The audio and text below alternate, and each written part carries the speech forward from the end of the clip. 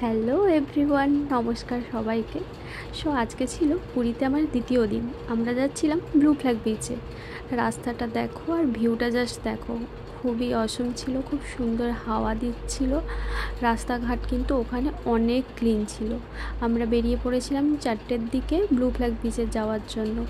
আমাদের হোটেল থেকে সময় লেগেছিল 10 থেকে 15 মিনিট। আমরা ছিলাম পুরী স্বর্গদ্বার বিচে।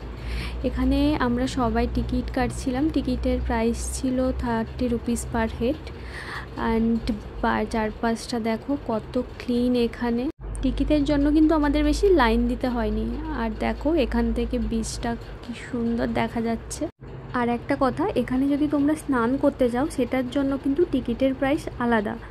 আমি তোমাদের পরে একটা টিকিটের প্রাইস নিয়ে অন্য একটা ভিডিও দেব। আমার এখন যদিও মনে নেই কত কি প্রাইস ছিল, বাট এটা মনে আছে যে স্নান করলে টিকিটের প্রাইস হয় আলাদা, বা অন্যান্য সব প্রাইস সব আলাদা। তুমি যদি জাস্ট এমনি ঘুরতে যাও ওটার জন্য টিকিটের প্রাইস আলাদা। আমরা ঘুরে টুরে সন্ধ্যের দিকে বিচের ধারে এখানে মাছ ভাজা নিয়েছিলাম। মাছ ভাজা খেলেও কিন্তু খুবই ভালো খেতে ছিল। আর হ্যাঁ, এখানে মশলা দিয়ে কিছু বানিয়ে দেয় না, জাস্ট এমনি ফ্রাই করে দেবে। তারপর নিয়েছিলাম 1 কাপ চা। সমুদ্রের ধারে বসে 1 কাপ চা, তাছাড়া আর কী চাই বলো।